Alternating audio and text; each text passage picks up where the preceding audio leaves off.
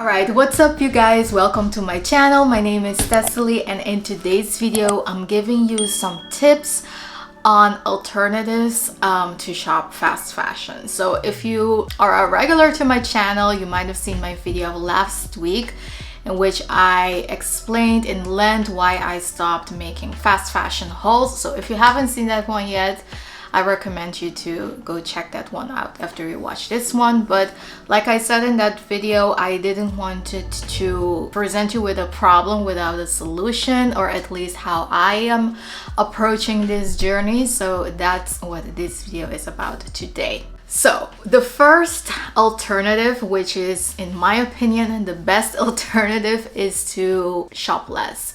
You know, it is a very simple solution, not expensive, very affordable solution. It's going to be good on your wallet, going to be good on your mental health as well. Just not chasing the trends, not being, you know, browsing the whole time on different websites to look for new things. Just the peace of mind that this brought to me by just shopping less is, I highly recommend it. Now, I went on a cold turkey shopping ban.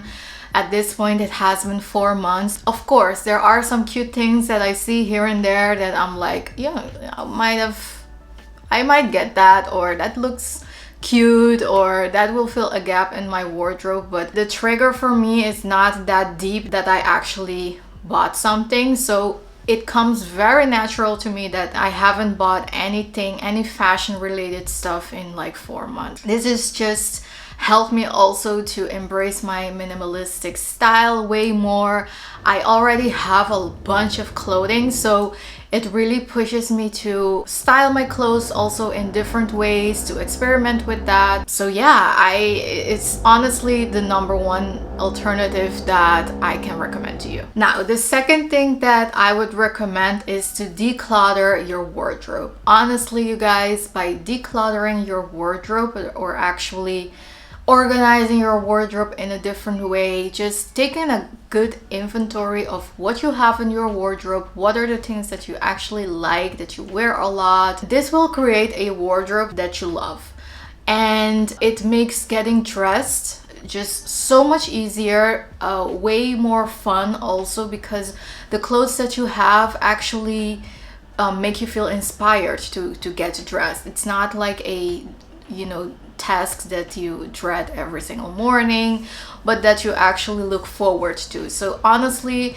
if you have a wardrobe with some cute pieces that you can mix and match in different ways, this will really help you maximize your wardrobe, which you will be surprised how many different outfits you can create with the things that you already have. This process also will help you with, so the decluttering process is to find pieces that maybe you haven't worn in a while and really think about why this is. So maybe it is too loose, maybe you lost some weight, you don't like the fit anymore, or maybe you have like pants in your wardrobe that are way too long and that's why you haven't been wearing them. So things like this, you can get a quick fix at the tailor, or maybe you have a blazer that a button is missing. So these are like very quick fixes that you can make either yourself or that you can take to a tailor to just revamp a particular piece to get a lot of wear out of it again. So this is another great way to bring a new life into your existing wardrobe. And also in that same decluttering and organizing process, another thing that you can think about is the pieces that you already have. How can you wear them in like 5 or 7 different ways? Just think about it, like, you know, let your brain muscles work a little bit and see if the piece that you are holding in your hand if it is something that is very versatile. So think about that before you get rid of something, and this will just challenge yourself to see in practice, you know, how your pieces go together. Now, another tip that will help you to not shop so much or to not shop from fast fashion is to make sure to stretch the longevity of your existing wardrobe. So think about things like laundry. What kind of detergent are you using? You know, with regards to detergents, you also have different ones that are better for the environment. You know, just do a little bit of research in that area. Make sure you wash your whites with whites, your blacks with blacks, just that your colors stay vibrant and nice. You know, for delicates, don't mix those with other rigid stuff, or don't make those spin too long in the washing machine. So little tips like that will really help stretch the longevity of your pieces. For example, your t-shirt is all stretched out, so that's why you have to get a new one. So really take care of your clothes. You can also decide on what pieces you want to take to the dry cleaner. Now, I know that dry cleaning also has a lot of issues, and that's what I was saying in my previous video, that's why I became a little bit hopeless, because for every alternative that people were giving for fast fashion, there was like a counter argument that, oh, dry cleaning is also bad. So, but I don't think it's worse than buying fast fashion like every single week, right? So I think it's about balance and to wear the same pieces for a longer period of time. If that means that you have to take your clothes every so often to the dry cleaners, I feel like that's fine. So some of my blazers and my coats, I take them to the dry cleaners every so often, because I don't like to throw those in the washing machine. Some of my pieces are very structured, so I like to keep or maintain that structure. A stain remover, this is also a very handy thing to have on hand. You know, I'm pretty clumsy and messy, so this comes in very handy to me. Sometimes you have a big stain that, you know, it's such a pity that you get rid of something because it has a stain on it. So yeah, that's why I have my good stain removers on hand. If I get a spill or something, I put the stain remover on it right away so that the piece doesn't go wasted. And then another tip is to borrow or swap if you have a sister or if you have a good friend.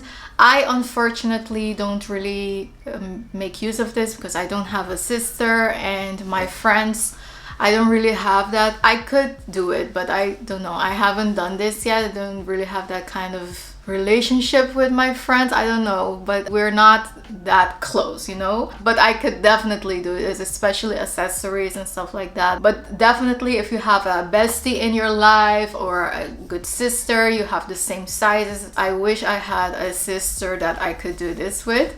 But this is definitely a good alternative as well. So these are the alternatives when it comes to things that you can do if you don't want to shop. If you have to shop, of course there will come a point that I will have to buy something. At this moment I am not shopping, so these are the things that I'm using. But say at some point you want to buy something cute, I would say 100% absolutely do that. Don't feel like you can't shop anything, but just be intentional about it. Make sure that what you're getting, you know, is something that will fill a gap in your wardrobe, or that you will, you know, that you have been longing for a long time.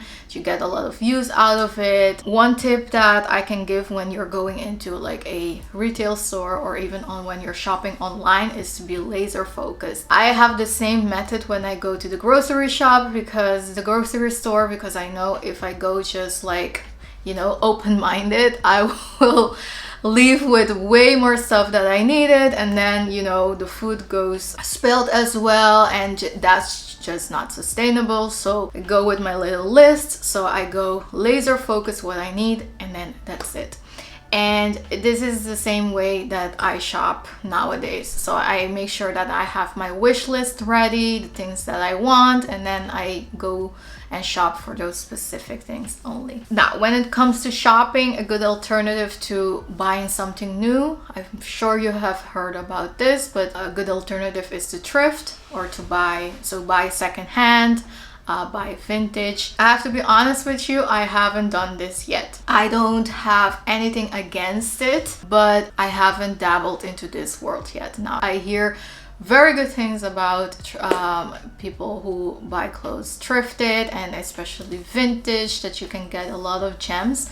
But here in my neighborhood, I haven't found a good shop yet, so I still have to find one. And then to the online stores, I feel like it's just you need a lot of patience to go through all the pages to see what you like. I don't know, it's just a lot of hassle for me, and I feel like if I am going to shop less, like let's say my idea is to shop every 3 months. So for every season, it's fine to get a few new pieces. If I'm only getting like a couple of pieces, it's okay to get new stuff. At least that's my opinion.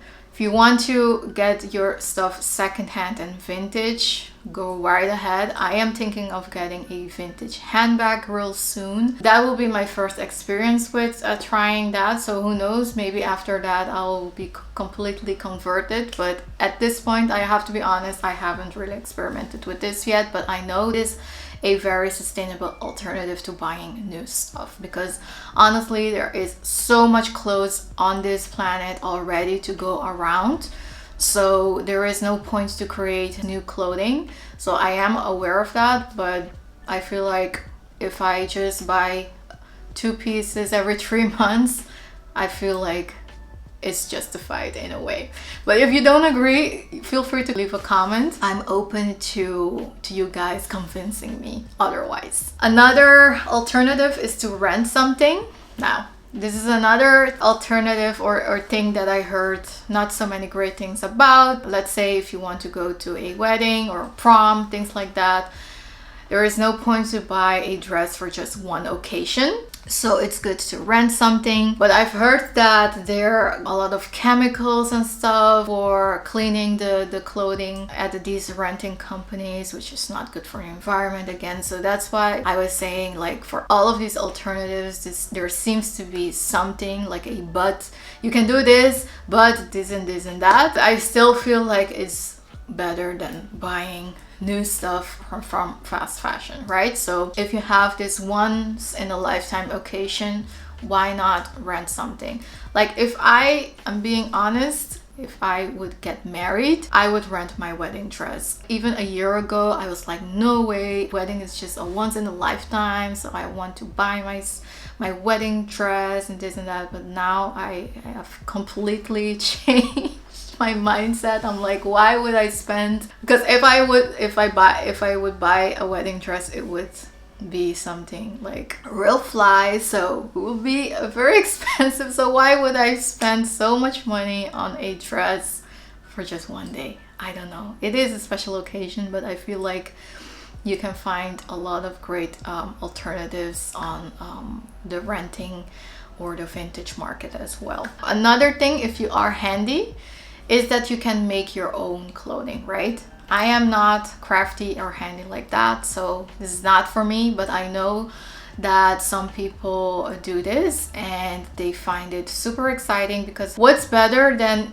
you know, wearing something that you have created yourself? I feel like this is super nice. And if you are someone who's looking for a new hobby, you want to learn something new, this is a great option. The next alternative is to shop from local designers. If you know someone in your neighborhood, in your city, like some, you know, if you live in New York City, or I don't know, you know, those big cities like Paris or Milan, I'm sure there are so many designers, incredible designers that, you know, sell their stuff either on their own website or on Instagram, on Etsy.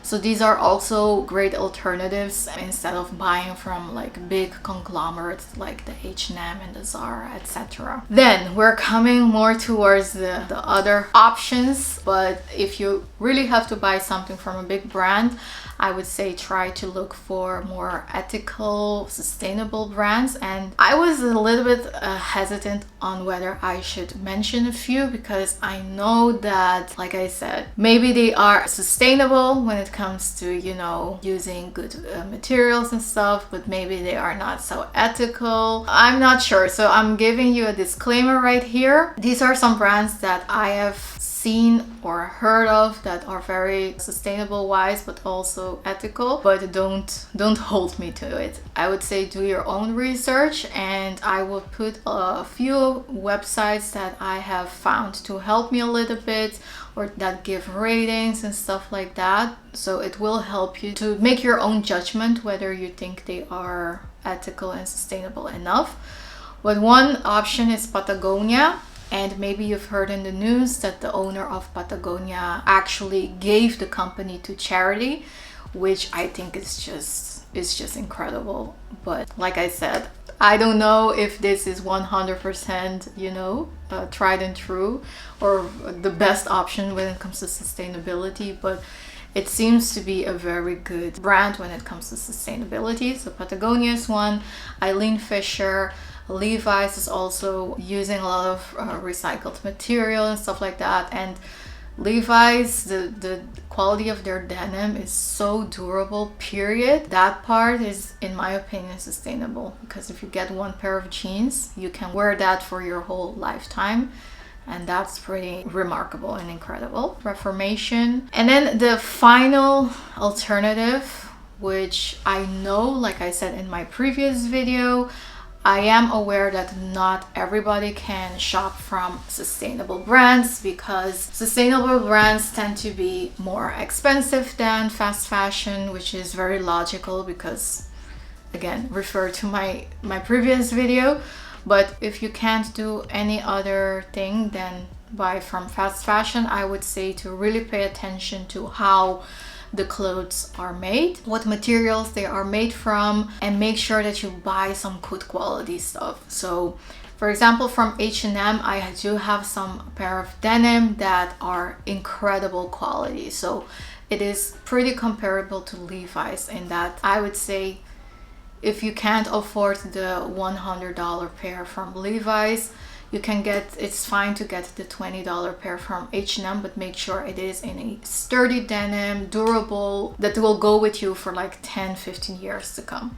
And it is possible. So I don't think that everything from fast fashion is bad quality and any of that. I do think that also fast fashion, they are moving towards being more sustainable. Now, granted, a lot of it is also greenwashing, but they are moving towards becoming more sustainable, to work with better quality materials, trying to treat their workers better as well. So I am happy to see this movement, but just pay attention to that and get some good quality pieces that can last you for a couple years to come. But that's it, you guys. I really hope that you enjoyed this video. It is another one of my, you know, more chatty videos, but I feel like it is important to give you also the information that I have come across in the last couple of months. Let's do this together. I'm really curious to know if you have other alternatives as well that I haven't mentioned. Let's continue the conversation in the comments. And yeah, I'll see you in my next video. Next week I'll have a decluttering video. I'm going to swap my spring summer wardrobe for fall winter, because fall is here, you guys. Sweater season is here, so make sure you're subscribed to check that one as well. Hope to see you again soon. Bye.